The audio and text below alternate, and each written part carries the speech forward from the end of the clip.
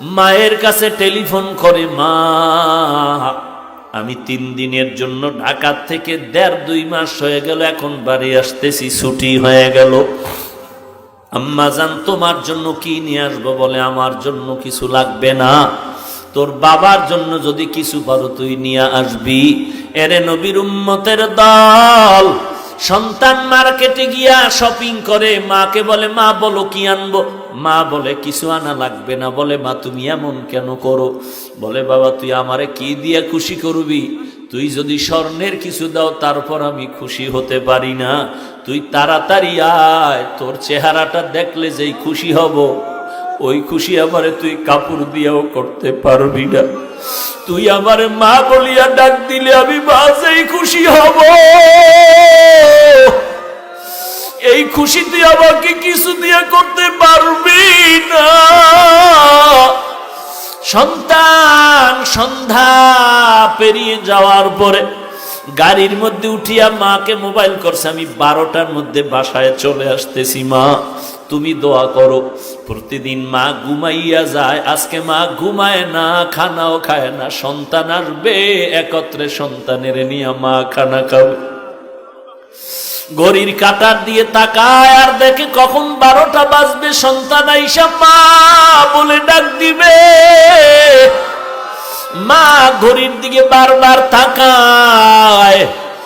এরকম দেখতে দেখতে 12টার কাঁটা ঘুরিয়া সামনে আগায় গেল। মা বলে কি ব্যাপার, কোনো যানজটে পড়লো নাকি? এইবার চিন্তা গভীর হচ্ছে, বাবায় ঘুমায়। এবার মা ডাক দিয়ে কয়, আমার আব্বাজানকে ধাক্কা দিয়ে কয়, ছেলে এখনো কেন আসে না? 12টা বেজে 1টা বেজে গেল, এত দেরি কেন? একটু টেলিফোন করো। বাবারে উঠায় দিল। আব্বাজান টেলিফোন করে সন্তানের মোবাইলে, রিং হচ্ছে, কোনো রিসিভ হয় না, কেটে যায়, বারবার কেটে যায়, বারবার কেটে যায়। মায়ের অন্তরের মধ্যে কেমন যেন একটু সন্দেহ ভাব, নাকি আমার সন্তান কোনো বিপদের মধ্যে পড়ে গেল। এইভাবে কল দেয়, কেটে যায়, কল দেয়, কেটে যায়। বাবা মোবাইল রেখে আবার শুয়ে পড়ল। মা অস্থির হয়ে গেল, বাবাকেও বুঝাইতে পারে না মনের ব্যথাটা। শেষ পর্যন্ত আবার ধাক্কা দিয়ে কয়, ও স্বামী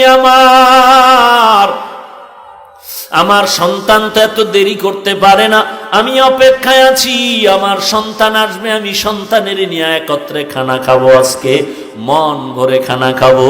কত অনুষ্ঠান গেল, আমি এক টুকরা গোশত খাই নাই আমার সন্তানের মায়ার কারণে। তুমি আবার একটু মোবাইল করো।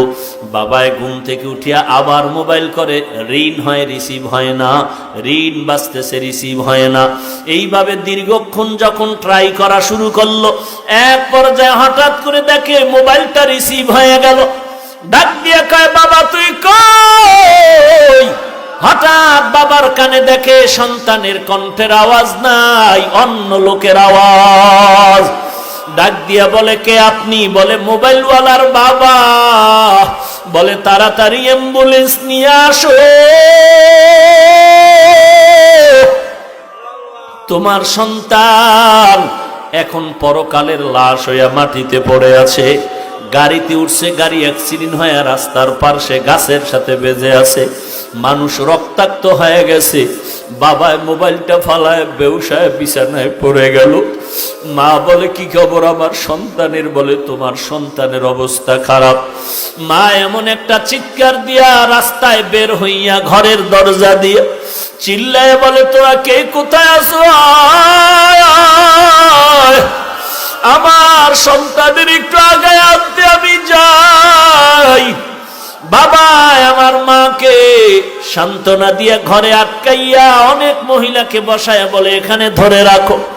বাবায় তাড়াতাড়ি টেলিফোন করে অ্যাম্বুলেন্স নিয়ে লাশ নিয়ে যখন রওয়ানা, বাড়ির দরওয়াজা দিয়া যখন ওই বাঁশি বাজাইয়া ঢুকে, মা পাগলনির মতো দৌড়ায় আর বলে, তাড়াতাড়ি ডালা খুলে দাও, আমার সন্তান কেমন আছে একটু দেখতে চাই। মা এবার সন্তানের চুমু খায় বলে, মা বাবা তুই এই বাজার নিয়ে আমার কাছে আসার কি সংবাদ দিয়েছিলি? আমি তো আর খানা খাইতে পারলাম না রে বাবা, তোর জন্য খানা খাই নাই। আজ আমার কলিজায় তুই এমন আঘাত দিয়ে গেলি রে সন্তান, ওই মা ওই যে সন্তান করে করে করে করে কান্না করে করে এমন পাগল হয়ে গেল, দুনিয়ার কোন ডাক্তার আজ পর্যন্ত ওই মাকে ভালো করতে পারলো না। ওয়াবিল ওয়ালিদাইনি ইহসানা, মা বাবার সাথে ইহসান করো হে সন্তান। ব্যবহারের লাইনে ইহসান।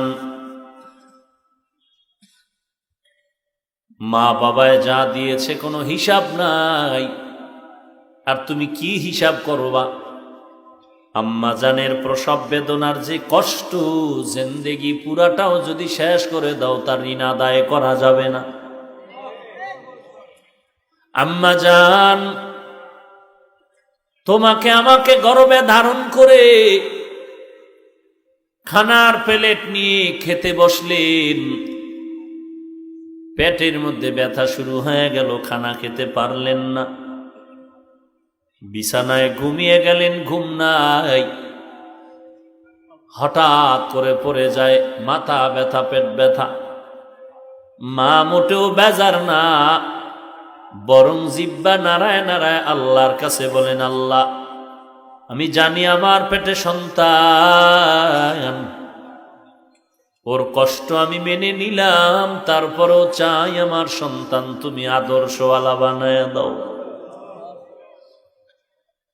ওয়াবিল ওয়ালিদাইনি ইহসানা, মা বাবার সাথে ইহসান করো হে সন্তান।